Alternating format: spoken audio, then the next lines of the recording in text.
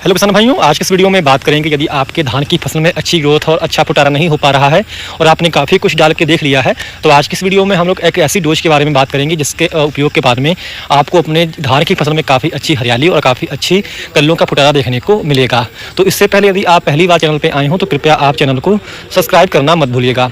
किसान भाइयों, धान की फसल के अंदर तकरीबन 16 तत्वों की आवश्यकता होती है जिनसे वो अपना वृद्धि और विकास काफ़ी अच्छे ढंग से पौधे कर पाते हैं। तो इनमें इन जो 16 तत्वों में से कुछ तत्व जो होते हैं ज़मीन के माध्यम से खुद मिल जाते हैं, कुछ हवा के माध्यम से, कुछ पानी के माध्यम से और कुछ को हम लोगों को बाहर से सप्लाई करते हैं।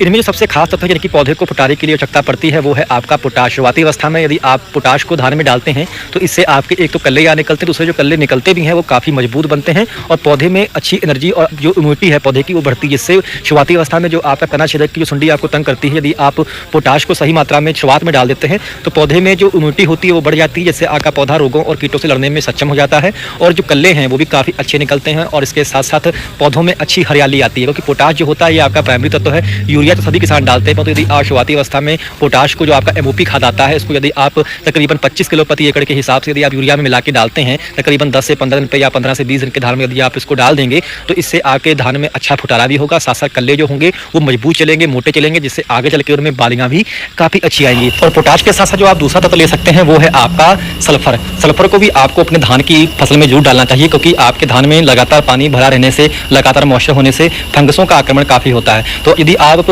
पोटाश में यदि सल्फर को भी ऐड कर लेंगे तो इससे होगा क्या कि आपकी ज़मीन की फंगस भी खत्म होगी, क्योंकि जो आपका सल्फर होता है एक नेचुरल फंगीसाइड का भी कार्य करता है, कॉन्टैक्ट फंगीसाइड का भी कार्य करता है, दूसरा एक तत्व का भी कार्य करता है, यानी कि आपके पौधों में जो पत्तियों में क्लोरोफिल का निर्माण होता है वो काफ़ी ज़्यादा होगा यदि आप सल्फर का उपयोग पौधों में कर देंगे। तो सल्फर भी आप इसके साथ में जरूर ऐड करिएगा, इससे भी आपको जो रिजल्ट हैं वो काफ़ी अच्छे देखने को मिलेंगे। तकरीबन 3 किलो जो सल्फर पाउडर फॉर्म वाली आती है इसका आप इस्तेमाल यूरिया और इसके साथ साथ आप पोटाश तकरीबन 25 से 30 किलो और 3 किलो उसमें आप सल्फर को यदि ऐड करके डालते हैं तो इससे भी आपको जो रिजल्ट हैं धान में वो काफ़ी बेहतर देखने को मिलेंगे।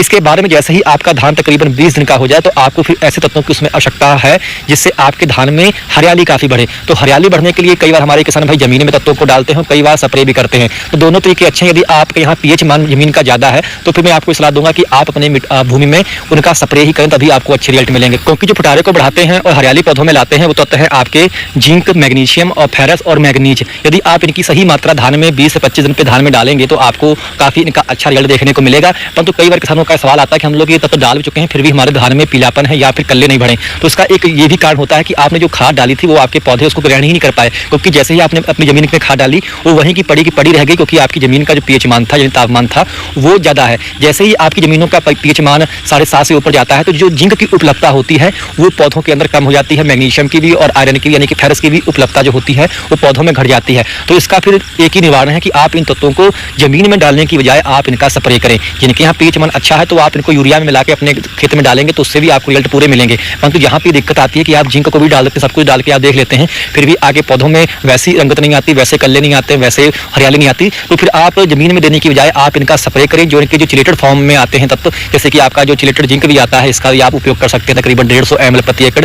इसके साथ साथ जो आपका चिलेटेड फेरस आता है उसका भी आप 150 ml प्रति एकड़ के हिसाब से उपयोग कर सकते हैं। जो आपका जो मैग्नीशियम सल्फेट आता है इसका भी तकरीबन आप 1 किलो प्रति एकड़ के हिसाब से यदि आप इनका स्प्रे तकरीबन 120 से लेकर के 150 लीटर पानी में मिला के यदि आप इसका स्प्रे पूरे धान में कर देंगे तो इससे आपके धान की बिल्कुल रंगत बदल जाएगी, क्योंकि इसके अंदर लगभग सभी वो तत्व विद्यमान होते हैं जो आगे पौधे में हरियाली को बढ़ाते हैं। यदि आपके धान में कोई रोग नहीं है तो इस स्प्रे से आपकी फसल में गारंटी है कि आपको काफी अच्छा रिजल्ट देखने को मिलेगा, उसमें फुटारा भी अच्छा आएगा और हरियाली भी आएगी, क्योंकि फसल में इन तत्वों से हरियाली आती है। अब जिनके यहाँ जमीनों में पीएच मान सही है तो वो फिर जमीन के माध्यम से भी इन खादों को दे सकते हैं। जो आपका फेरस सल्फेट है तकरीबन 7 से 8 किलोग्राम प्रति एकड़ के हिसाब से आप इसको डाल सकते हैं धान में। इसके साथ जो मैग्नीशियम सल्फेट है ये तकरीबन 10 किलो प्रति एकड़ का यदि आप इफको का डाल रहे हैं, अन्य कोई कंपनी का जो डाल रहे हैं तो तकरीबन 5 से 7 किलो ही पर्याप्त रहता है।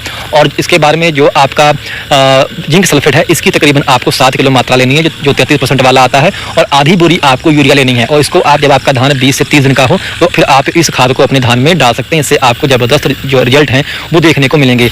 और इसके साथ साथ जैसे ही आपका धान गोभा अवस्था में आ जाए तो उस समय भी आप अपने खेतों में पोटाश का उपयोग जरूर करें, परंतु आपको उस समय जमीन के माध्यम से नहीं, इसका आपको स्प्रे करना है। जैसे कि 13-0-45 आता है या 0-0-50 आता है, तकरीबन 1 किलो प्रति एकड़ का आप यदि स्प्रे कर देंगे गोभा अवस्था में तो इससे भी आपका उत्पादन काफ़ी बढ़ेगा, क्योंकि पौधे के अंदर जो भी भोजन बनेगा, जो भी एनर्जी होती है पत्तों में, वो दानों तक ट्रांसफर पोटाश ही करता है। तो ऐसे में यदि आप पोटाश को उस समय स्प्रे डाल देंगे कर देंगे पौधों के ऊपर तो इससे होगा क्या कि आपके पौधे के अंदर जितनी भी एनर्जी थी, जितना भी फूड बना था, जो भोजन बना था, वो दानों तक अच्छे से पहुंचेगा, जिससे आपके दानों में हरियाली ज़्यादा आएगी और जो दाने बनेंगे जो मजबूत बनेंगे उसमें जो फराहा है वो कम पड़ेगा। यानी कि कई बार ऐसा होता है कि खाली दानों की संख्या अधिक होती है। यदि आप पोटाश का शुरुआती अवस्था में और इसके साथ यदि आप उभावस्था में उपयोग कर देंगे तो इससे आपके धान की फसल में खाली दानों की संख्या नहीं होगी। और इन सब चीज़ों के साथ साथ आपको एक चीज़ का ये भी ध्यान रखना है कि आपको अपने धान में पानी को जरूर सुखाना है। जैसे ही आपका धान तकरीबन 25 से 30 दिन का हो जाए तो उसमें अपने खेत में एक बार हवा लगाएं। इससे भी जो फुटारा है वो काफ़ी तेज़ी से होता है, क्योंकि पौधों को हवा लगती है, जड़ों का विकास अच्छा होता है। उसमें जो कई बार काली जो जड़ें पड़ जाती हैं वो भी इसी कारण पड़ती हैं कि आप जो